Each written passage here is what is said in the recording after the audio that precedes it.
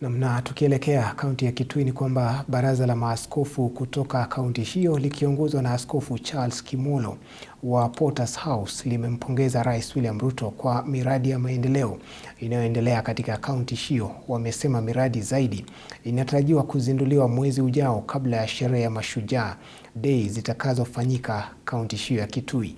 Askofu Kimolo akisifu ushirikiano wa rais na makanisa, akisisitiza kuwa msaada wowote kwa kanisa katika kaunti ya Kitui kutoka kwa serikali kuu unakaribishwa na utachangia ustawi wa kijamii na kiroho.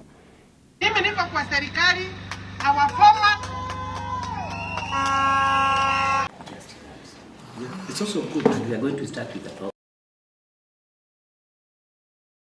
Tunashukuru sana kwa sababu rais amekuwa mstari wa mbele kuleta maendeleo katika kila kaunti, na hasa sisi watu wa Kitui maendeleo yametendeka mengi, na tunamshukuru rais pia kuona ni vizuri afanye na kanisa, kwa sababu mara nyingi mtu anaweza ingia kwa kiti na anaweka kanisa mbali.